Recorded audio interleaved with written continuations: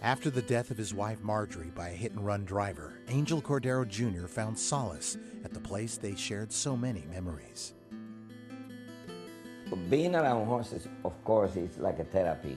It's going into the barn, smell the horses, be able to touch them and to get on them.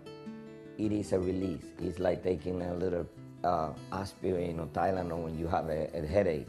It doesn't cure you forever, but it'll make you feel better. Knowing that she loved it and knowing that she wanted me to do it, it made me feel better being around them. And it was his wife Marjorie, a former jockey herself, who supported him when he found letting go of the game he loved so elusive. I had to come back for one day. I promised my wife, 'cause nobody in my family didn't want me to ride anymore. My kid didn't want me to. My wife didn't want me to. My mother, from the beginning, she didn't want to. I always wanted to come back and ride one time. I didn't want to remember myself going on the ambulance and that's it. Lady, would you like to step up to the track and see what's going on? Please, after you. I rode in '95 in Puerto Rico, won 2 races, and I came back and I rode on New York Bred Days in New York. I rode like maybe 6 horses, didn't win a race, and then I quit. Although he found success as a trainer, Angel's life began to flourish once again when a young jockey from Puerto Rico named John Velazquez came under his wing. I told my wife, I want you to put him on a horse. I said, this kid is leading rider in Puerto Rico. So she said, every time you have a friend that comes from Puerto Rico, you told him he's leading riders. If anybody's second or third in the standing there. Angel was so impressed with Velazquez's talent, he became his agent. To be honest to you, that when Johnny came into our life, he probably helped me more mentally than anything, because I went to work for probably the best rider around. He's like my son, and be able to put my kid to college. To me, when he rides, I feel like I'm riding. To finish something that I started, that trying to see him accomplish what I missed. And key to their success has been trainer Todd Pletcher. When I got Johnny's book, I walked into his office one time and I said, you know, I know you like to ride top riders. I said, I have a good rider. And I said to him, my rider is young and talented, and you are young and talented. I said, I think if we get together, we both could become champions. Cordero's instinct proved insightful, and thanks in large part to the mounts from Pletcher, Velazquez's career went into high gear. I always wanted to have a kid to be a jockey, and I never did. And when he rides, to me, that's my son riding a horse, and I'm so proud of him when he rides, because I feel like I'm there with him.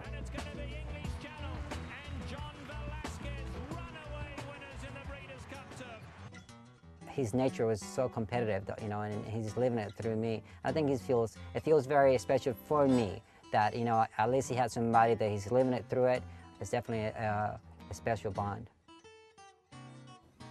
When I got hurt the last time, Johnny was the first one. We were 5 jockeys went down, and he was the first one to go down. My career ended through him, and I started a new career with him. Through his relationship with Pletcher, Cordero found his way back to the track, exercising horses. I started little by little getting on horses for him in the morning and riding one horse here and one horse there, and all of a sudden things started going better and better and better. No matter what horse it is, if it's a good horse and he needs to work for a big race, I probably will be his #1 choice.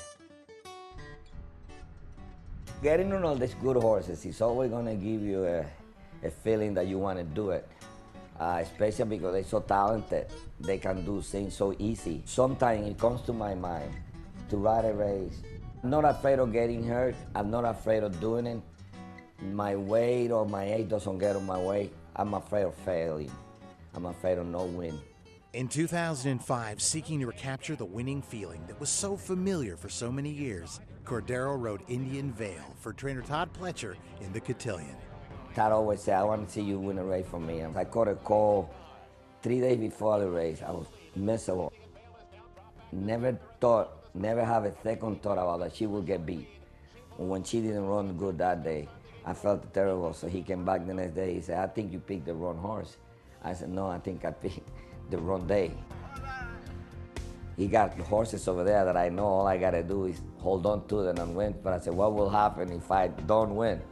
you know? It will break my heart again.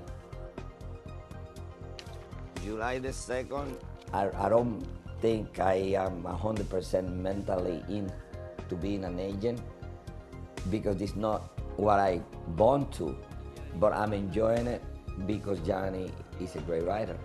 He's easy to sell, and I make good money with him. I make as much money now that I made when I was writing. You have a good day, bro. You too. Call me when you need me. All right.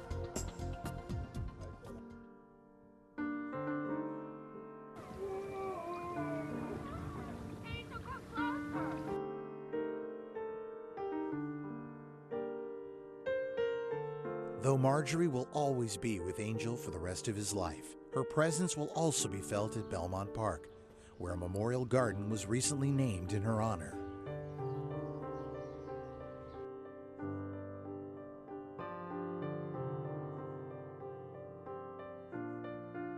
For him to go on with his life afterwards is a real, like, it just really tells you like what he's like deep inside. And even though it took him a really long time, and I'm sure every single day it's not ever really, you know, it never really goes away, but at least he came out on the other side.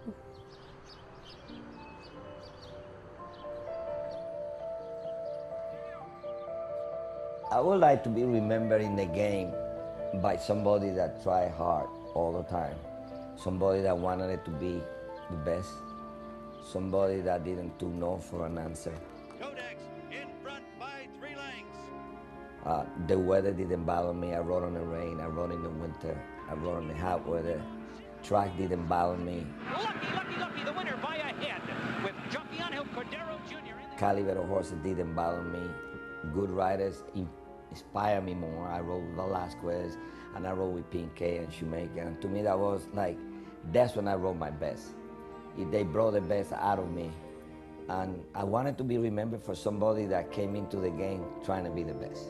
And when I get up in the morning, I just thinking about how can I be the best again.